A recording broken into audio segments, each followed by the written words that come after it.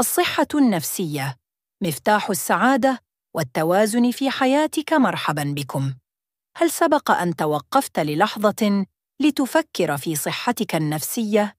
بينما نولي اهتماماً كبيراً لصحتنا الجسدية ونحرص على تناول الطعام الصحي وممارسة الرياضة، نجد أن الصحة النفسية غالباً ما تهمل رغم أنها لا تقل أهمية.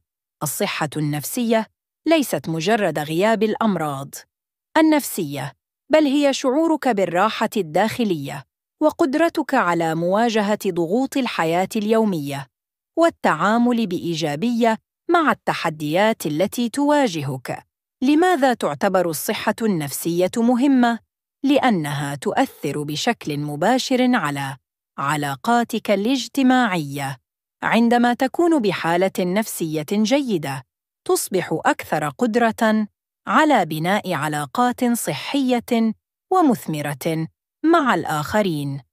أدائك المهني. الصحة النفسية تساعدك على التركيز والإبداع واتخاذ القرارات بثقة. صحتك الجسدية. هل تعلم أن التوتر والقلق المزمن يمكن أن يؤثر على صحة قلبك ومناعتك وحتى نومك؟ كيف نهتم بصحتنا النفسية؟ إليك بعض النصائح التي قد تغير حياتك. 1. كن صديقاً لنفسك.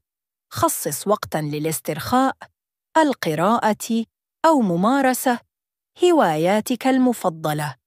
لا تتجاهل مشاعرك. إذا شعرت بالضيق أو الحزن، لا تقمع مشاعرك. تحدث مع شخص تثق به أو دون مشاعرك في دفتر. 3. النشاط البدني يحفز إفراز هرمونات السعادة مثل الإندورفين. حتى المشي البسيط يمكن أن يحدث فرقاً كبيراً. 4. كن متمنناً.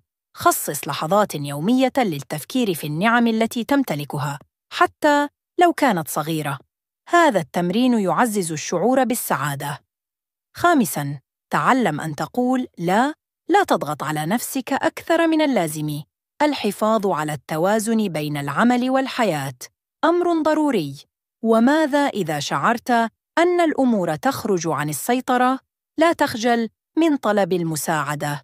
استشارة مختص نفسي ليست علامة ضعف، بل هي خطوة شجاعة نحو حياة أفضل. رسالة ختامية: تذكر أن صحتك النفسية ليست رفاهية، بل هي أساس حياتك السعيدة والمثمرة. اعتنِ بها، استمع لنفسك، ولا تتردد في منح نفسك الوقت والمساحة التي تستحقها.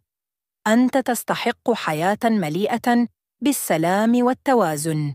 اختر أن تكون في أولوية حياتك.